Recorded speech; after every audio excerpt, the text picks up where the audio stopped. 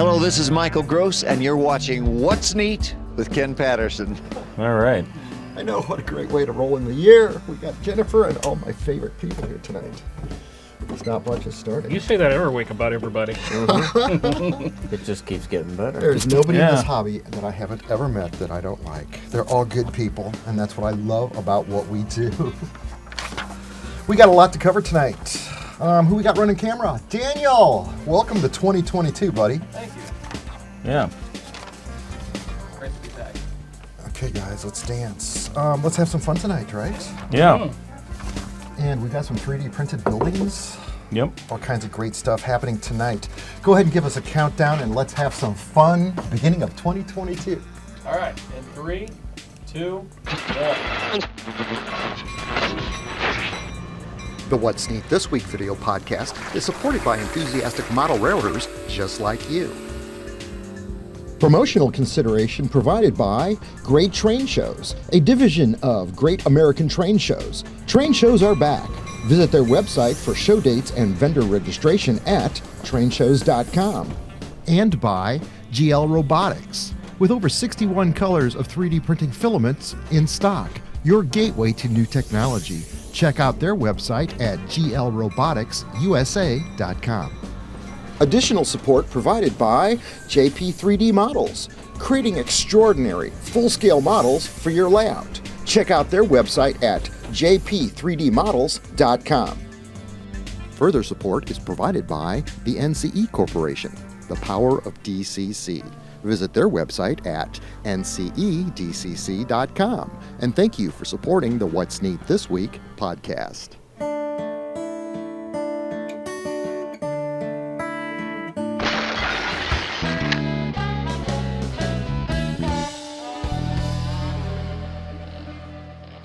This is the What's Neat This Week show number 181 for January 8th, 2022.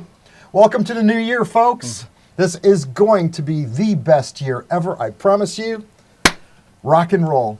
Look who we got sitting at the table tonight in the best hobby in the world. First of all the way from the UK, out on Skype, Jennifer Kirk. Hey, Jenny.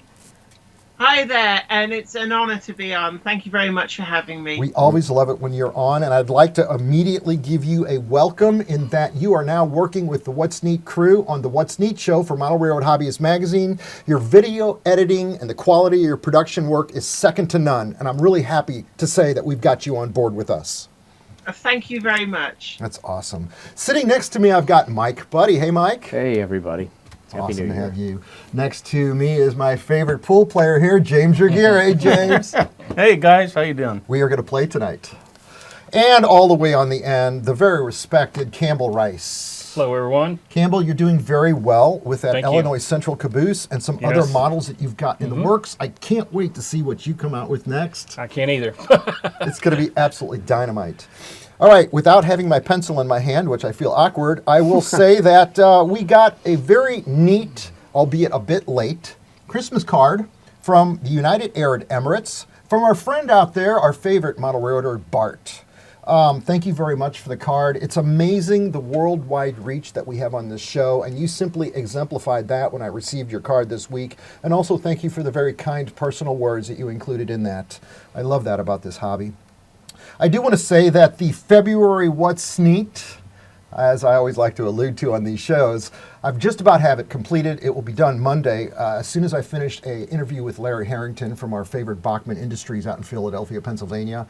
They are going to share some new product information and a lot of neat stuff like they always do. Also in that video, I show you exactly how I built these shelves that hold the trains that are our background props for the show. It's not a very complicated process, but it's very different than the flat shelves that we're used to that people like to put on their walls, display their trains, and sometimes they're lucky enough to have plexiglass sliders on that to keep the dust off the trains. Unfortunately, these trains have to be dusted at least once a month, but allows me to greet and meet every one of them and not forget what I've got. Yeah, right.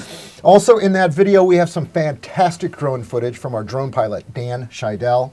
Just some absolutely beautiful material of the Missouri Pacific Heritage Unit running through snow and running through a couple of nice bridges. Great scenery. Again, like I always like to say about modeling ideas from above that we do in the video is that if you can model what you see in these videos, which is exactly the right perspective, the way you view your layout, all the answers are there on how to make your trees, how to make scenes, how to make weeds, the coloring of everything. All the ideas are in these videos, and that's why I like to run them on the show. Yeah. Also in that video, February so far, we've got my favorite, our favorite, Jenny Kirk does an amazing high-quality production video on static grass. She goes through the fact that on one of my videos, I tried to use 11 or 12-inch nap static grass, and I couldn't get it to actually come out of the gun. Well, she shared something on this video that I didn't even know. Allude to that, Jennifer. Tell us what you used to get that stuff to come through. Yeah. Hi there. Yeah, it's simply a case of interchangeable gauzes on the end of your static grasshopper. And what I've got is a really, really coarse gauze, and that allows the really long fibers to pass through. So you can get that really great rough grass, overgrown wild vegetation look really, really easily just using your static grass applicator. Oh, nice. You know. It worked. And I've got an idea that I could probably make one of those using some sort of chicken wire or screen of a coarser texture. But again, the gun you were using was, I'm unfamiliar with it. We've got the one that Walther sells that's made by the European company Volmer or Nock. Yeah. The Nock Yeah. static Nock, grass gun. yeah. I've been using Yeah. that for 15 or 20 years. It works. And then recently, Woodland Scenics had come out with another static grass gun. Yeah. But neither one of the guns that I'm aware of have got that wide enough screen that is it World War Scenics? It's War World Scenics. War World They're Scenics. based in the UK. But they actually make a lot of products as well. I don't know whether you get the Pico products over in the US. Oh, yes. Yep. They're actually, a lot of those are made for them by War World Scenics. Okay. Yeah. But I think, go ahead. As you're saying, they've got quite a great range where you can buy static grass applicators for different tasks. So the one that I use in that video is what they call the Progress applicator, and it's got a really big hopper that lets you cover a large area very, very quickly. And also with the interchangeable gauzes, you can do up to the 12mm fibers. But they also do things like what they call the detailer, which allow you to really, really accurately apply very small patches of static grass. Okay. Say if you want to pull just a patch of grass between tracks, then that gives you the precision to be able to do that. And then they also do things for making static grass tufts. If you want to actually make your own little tufts that you can stick in areas which would normally be inaccessible to a static grass applicator. Yeah, I know the Woodland Scenics one has 3 different tops that go on it, from small holes to largers. So depending on what you're using. Yeah. The one she had almost had the size of hardware cloth. I'm going to guess that those gaps had to be 3/8 of an inch, bigger than 1/4 of an inch. It was on the video. It was shocking to me at how large the grate pattern was.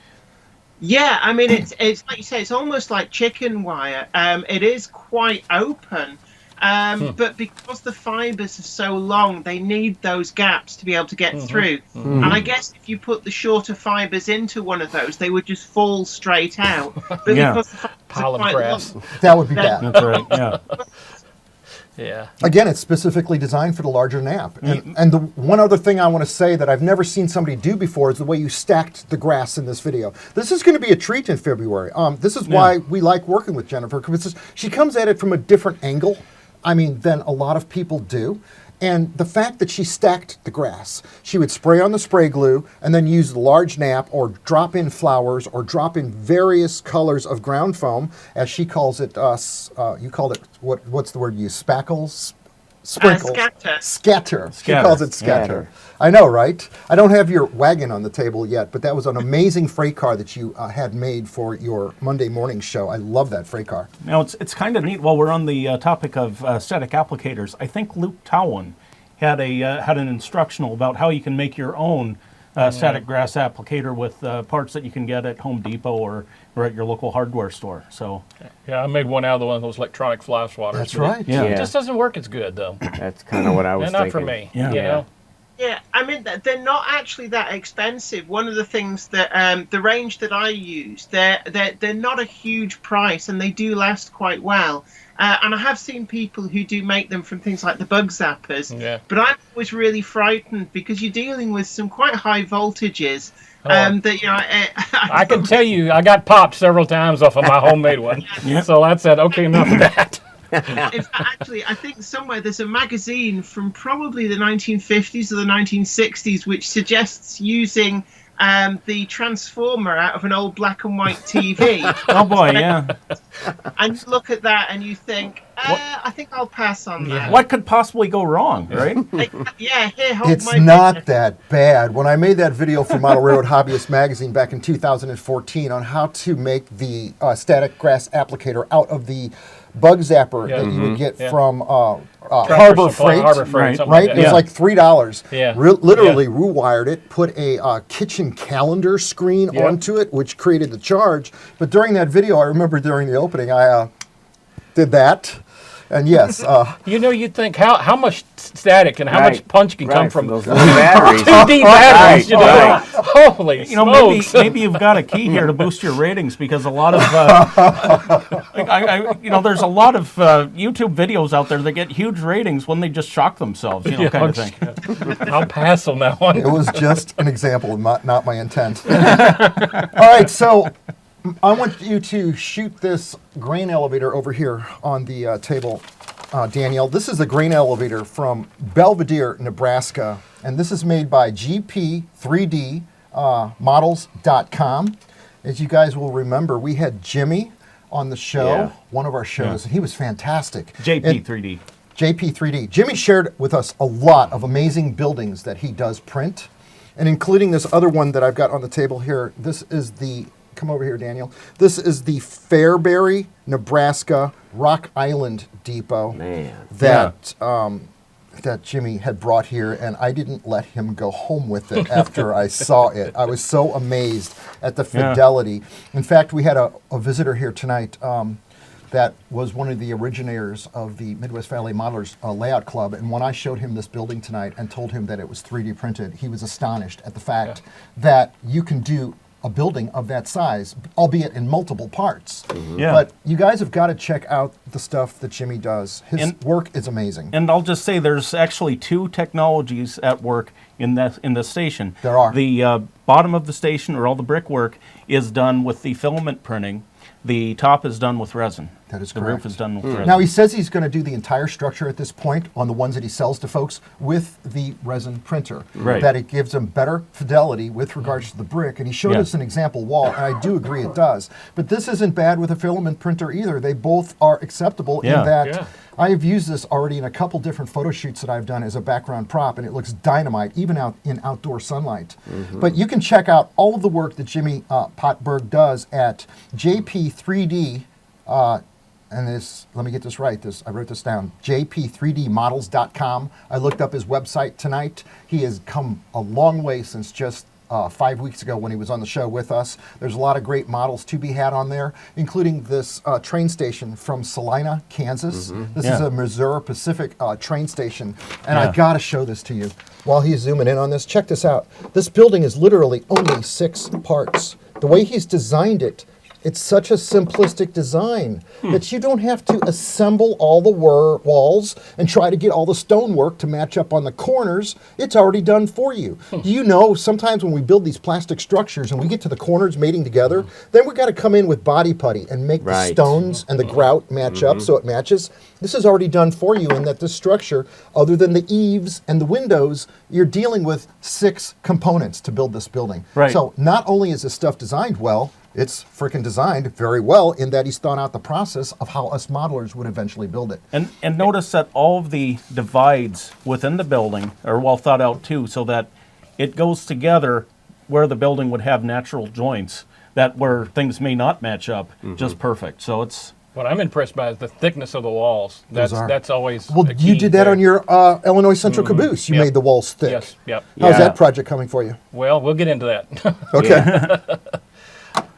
James, you also wanted to talk about 3D printing tonight because I know your machines are still sitting over here that you got from GNL Robotics from Greg Summerland out there. Yeah. GNLRoboticsUSA.com is helping us support the show in this year of 2022. We really appreciate that. And he's also taken on a new brand of machines that you can also find on his website. He's really diversifying and expanding his brand of what he's selling. Right. Now, I did bring a couple 3D models myself, and you can do a scavenger hunt on the table for them. What'd you bring? There are It's these are major awards. Little A lamp? leg lamps from the Christmas Story movie. Now, our friend Michael McCune has actually gotten a 3D printed Christmas Story house. Is it the leg lamp? Yeah, it's a leg lamp.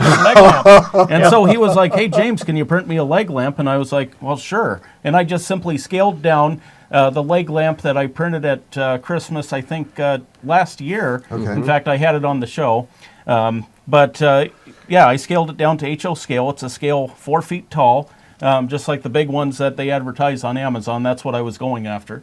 Yeah, you can put it in the window of your Toy Story house or whatever you want to decorate, for the holidays, that kind of thing. I know we're a little bit late for that, but yeah. And I did open my mouth before this show started, and I said, "So, are you going to put a light in it or an LED in it?" And he said, Eventually, I will give that a try. Eventually, I'll give that a try. If anybody can do it, you can. Yeah. "Mind blown." I know, right? Once I have Don't challenge him. once I have a little bit more permanent workstation set up, I'll be getting back into soldering and all that sort of thing again. So. Now, Mike, you've got some stuff on the table too, as you always do. You bring some amazing stuff, and we all love what you bring. But tonight, you've got some 3D printed stuff as well. Right. Tell me this isn't taking over our hobby. Yeah, it is. Well, I've always liked the Vertipack ever since they came out in 1970, and I always wanted to build one in 1/25th scale, which is what these car models are. And I know Ken showed my 1/25th scale tri-level auto rack. I think it was February 2014. I'm not sure, but anyway, I said at that time I wanted to build a Vertipack. Well, I met Regier at a show a couple of years ago. He lives out in St. Charles, and he's real good at drawing 3D CAD stuff. So he drew up the truck side frames and one of the side doors. I built a prototype out of styrene first, and then he sent these files off of the doors. He sent them off to get printed at Shapeways, and this was probably 2 years ago. So the quality is leaps and bounds ahead of what this was. So I'm anxious to see what these new resin printers do with the file for these doors. But anyway, here's how the truck side frame and the bolster comes out of the printer on the little supports. And Joseph Blevins down in Dallas, Texas, he printed these for me before last summer's RPM in St. Louis, and he brought them up. And so now I'm going to use these erector set wheels, brass axles, and bearings that I'm making. I'll have to turn these down to a scale size, but that's what I used on my big auto rack. They're just a tiny bit too big for 28-inch wheels, but I'm going to go with them because that's what I have. So what That'll scale be will this awesome. be?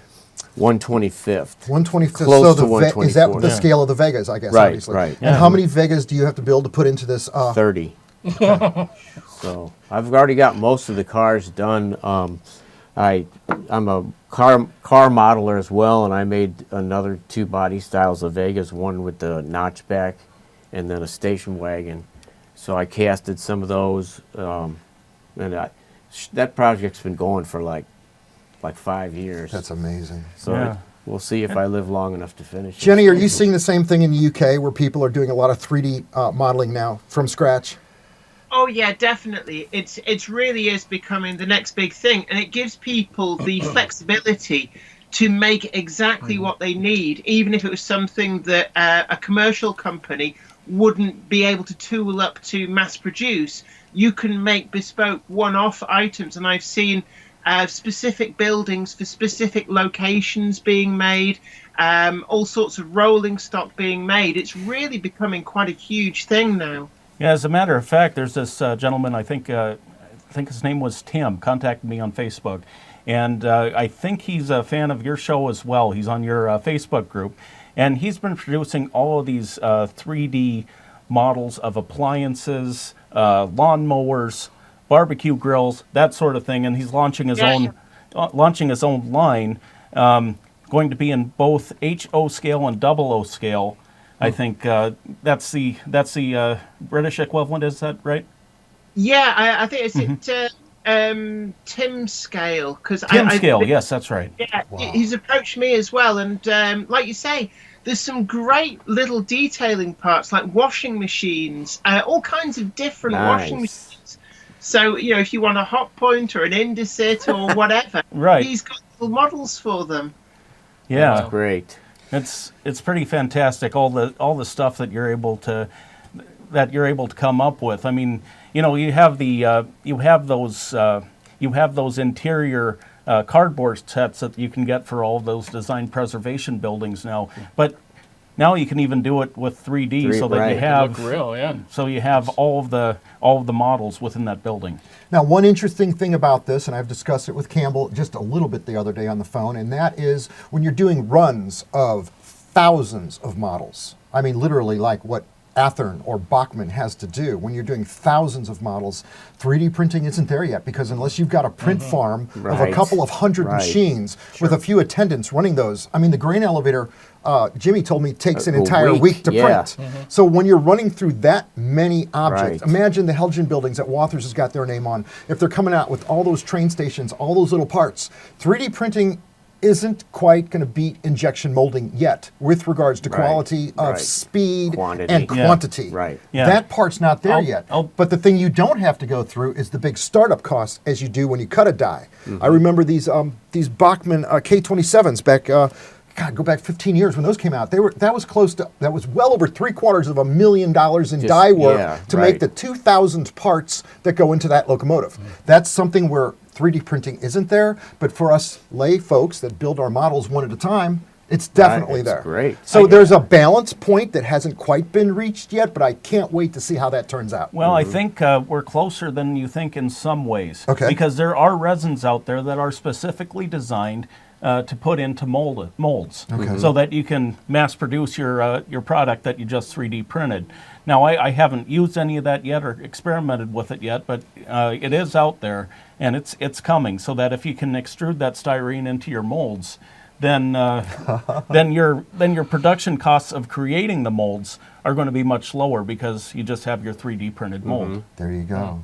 Campbell Rice, you brought some interesting stuff to talk about tonight too, as you are working on projects. Well, I've been doing some roads and things, and I went to my local hardware store, and I found a couple. I'm always browsing paints. I know that sounds probably boring, but I had a project I was doing, and I was looking for some paints that would kind of look like concrete sidewalk, a little bit aged. So I came up with a couple options here that are new and I thought was quite neat.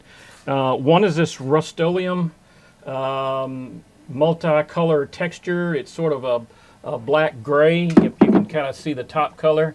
So what I did is I sprayed that on here, and I started off with the white surface. So it kind of gave, a rustic, used highway look. And then if you wanted something that looks a little more newer, I hit that with gray primer, and then gave it 2 or 3 coats of it. And it made it a little bit darker.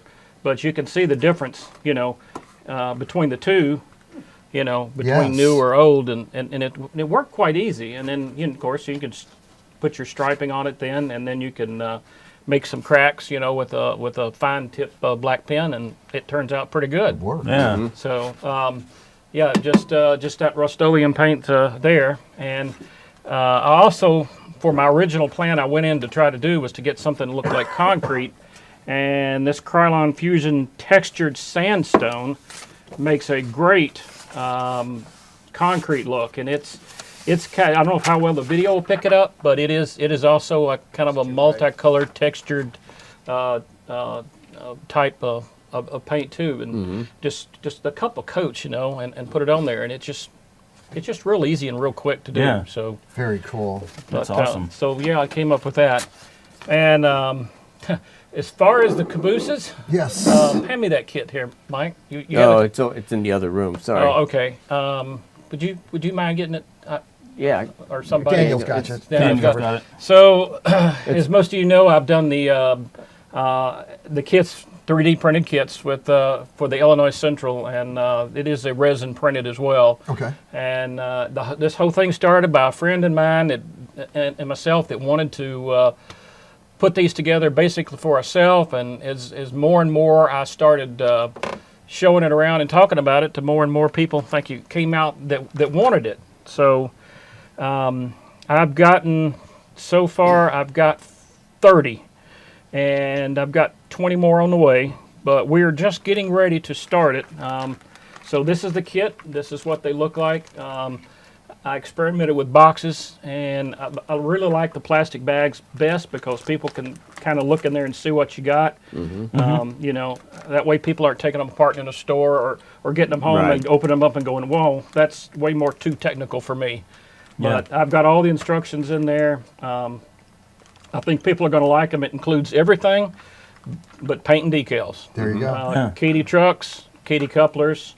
Can you go ahead and set that on the table so I can maybe zoom in there on Yep. the picture? And I can shoot B-roll of it, Daniel. yeah. I can shoot some B-roll. so I'm working with trying to set up distribution because it's more than I can handle getting them out myself. But those of you that want to follow the website or Facebook page, I have a Facebook page called CNC Rail Models. Okay. You can go there, and my goal is people, it's open. So once you get these kits and put them together, I'd like for everybody to post pictures up there of it. And if you see any of this Nice. Centralia type cabooses out there, take pictures of them and put them on there for modelers to use when they're building them. So That's Yeah, I awesome. was That's wanting awesome, to say yeah. I put one of those kits together for you, and Yeah.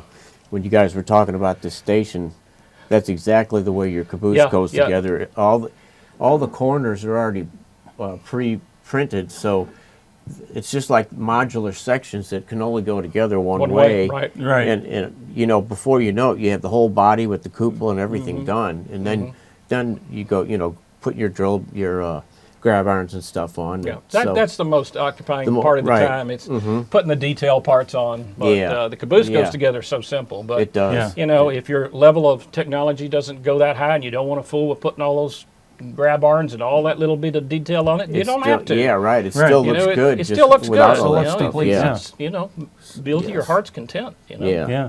There's a lot of exciting stuff going on in the hobby, and the one thing is that this year train shows have really started up again. I think in November, I talked to Dave Swanson at the Great American Train Shows, which they call now trainshows.com if you want to look it up on the internet and find out what their show schedules are. They've got shows now scheduled out for the first half of 2022, and they've got convention centers rented out and everything. And I told Dave we'd want to help him out and share with our fellow modelers out there what shows are coming up here in the month of January. And I've got a small list here of about 8. Starting with January 8th and 9th, the Great Train Show in Sacramento, California at the Cal Expo. And what a beautiful facility that is. Also January 8th and 9th, because they do 2 of them at the same time, the Greenberg Great Train and Toy Show is in Oaks, Pennsylvania at the Greater Philadelphia Expo Center. Nice, again, another nice place. I'm showing photographs of all these venues as I rattle them off because I want you to see what a great place this is to spend time and meet fellow modelers, which is what we do at a lot of these shows. We network. January 15th and 16th is a great train show in Columbus, Ohio. That's the Ohio Expo Center. Also January 15th and 16th, that same weekend, is the Greenberg's Great Train and Toy Show in Virginia Beach, Virginia. What a beautiful convention center that is. Yes. Also, January 22nd and 23rd, there's 2 shows that same weekend. The Great Train Show in Pull-Up, Washington State Fairgrounds is where you'll find that one. And also that same weekend is the Greenberg Great Train and Toy Show at Richmond, Virginia at the Richmond Railway Complex. Raceway. Did I say raceway? I got railroads in my head. At the Richmond Raceway Complex. What another great facility. Also, January 29th and 30th is the Great American Train Show here in St. Charles, Missouri, just north, right there where Mark Twain is, where you are. Great show at the St. Charles Convention Center. We will be at that show and look forward to meeting you there. That will be on January 29th and the 30th. 2-day show. Now, one And- thing I'll say I'm looking forward to at the St. Charles show, this friend of mine on Facebook Andrew Balbus, is bringing in his, I hope I pronounced that right, but he's bringing his Santa Fe all the way layout, featuring a full-scale model of the Barstow shops, as well as the Topeka station, and he took his inspiration sort of from the Great American Train layout up there in the Museum of Science and Industry in Chicago, and he's modeling the Santa Fe, representing it all the way from Chicago to California. There you go. So it's another one. I look forward to seeing that. Another one you didn't mention it, but the Amherst show is January. What is it? 29th and 30th? Yeah. That's Springfield. That big show. I'd love to go to That's that right. show, man. That's a big show. I'm glad to see that the train show schedules have started up again. I recognize that if you turn on the news, there's still a lot going on, and a lot of folks out there are getting sick. And we wish all of our modeler friends out there, I know a lot of them that I've talked to through Facebook that aren't doing so well, but they are improving, and I'm so happy to hear about that. That's awesome. Jason, yes, I'm talking about you, buddy. I love you. I want you to get well. Also, the last thing I want to do on my list is, as you can see, we've got 2 Bachmann Charger locomotives on the table. You don't have to zoom in on this because everybody knows what these are. I've got 2 different variations with 2 different fronts on them. And the reason for this is I'm shooting the Bachmann 2022 catalog cover for their corporate cover. And in fact, I did the photo shoot yesterday, got it done after the snow that we had earlier in the week and the 7-degree temperatures outside. I still managed to get the job done because on film you can't tell what temperature it is. But this locomotive number 300, I took out on a sunrise shoot just for fun, because I happened to be working all night, and that night it was just a beautiful purple sky about 18 minutes before the sun came up. So that's when I set up everything out there to do this one photo shoot using the Bachmann new Easy Track that they've come out with that has the cement ties on it, which is something that they're going to expose on their 2022 catalog cover. So the diorama, as simplistic as it might be, I lined it up with the river and the Illinois side as the sun just started to peek over the horizon, and I want to share with you this amazing photograph that makes my job so much fun with a hot cup of coffee in the morning. This was magic. I backlit the photograph with a 500-watt light so I could light up the side of the locomotive so it wouldn't be dark during the sunrise, which is generally a problem that you have. But this shot came out really decent. So rock and roll 2022, the first sunrise shot here on the property. I want to say it was a lot of fun. I was very happy to expo this for you on the show. No, right? Jennifer, is there anything else out there that you wanted to talk about before we end this one? Yeah, I was just going to say that we're right in the season here in the UK. I don't know how it is for you guys in the US, where some of the big manufacturers are starting to announce their new 2022 ranges. And actually, one of the things that seems to be becoming a running theme at the moment is the difficulty of getting things delivered from China. We've got a lot of things that are actually still outstanding from last year that are being delayed and delayed. And we're now facing as well some quite severe price increases because of this extra cost in shipping. And it does seem to be the hot topic in the UK at the moment as to whether the hobby can remain affordable for the masses. There you go. Afraid it's going to be everywhere. Yeah. Guys, this is the best hobby in the world with some of the best people in it. I've said that all through 2021, and I'm going to say it all through 2022 because it'll never change. So with that, we are going to take our hammerhead throttle system here from the NCE system. Yeah. And Mike, you're going to get the small one. James, you're going to get the great big one. It's all radio controlled and ready to go. We get some trains staged over in the switch yard, and I'd actually like to run this new Amtrak locomotive because I haven't run it yet.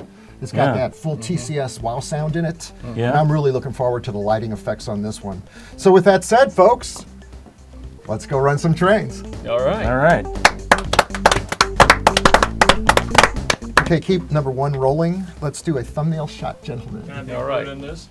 Yeah, get in here. We love it when you're here. I'm glad you're here tonight, Daniel. This is awesome.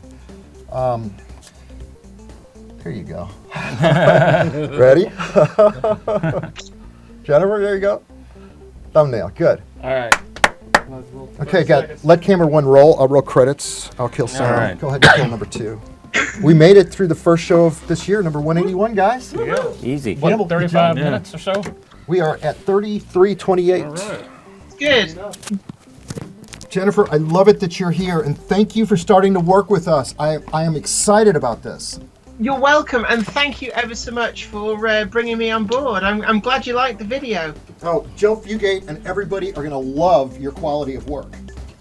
Thank you. Yeah, and not to discourage any. From reading this, Model Railroad Hobbyist, but I have the editorial for January, so. Yes, you do, and you're doing a good job at that too. I just renewed my Running Extra subscription this week. All right. Yeah, there's some good stuff coming up in that one for sure. Yeah. I just gotta find time to look at them all. We got a good, Right. we got a good screen capture file. That works. That's always an issue. Yep. Not for me. I get to see all the articles and all their intimate details and Yeah. cut them down to death in the That's why I got bottom of it my in black. You know, my the- blue Chevelle paint right the, before we got married. paint And everything on if I it. didn't do it, then But the leg would never light happened. up and Make the leg. No, that is Hollow. actually pretty good. what? Say what now? Good Can you job, make the buddy. leg hollow in the center? Yeah. I got it. can't really do that at that size. Take those off. I gotta take a picture of this lamp. I can't really do that at that size. Okay.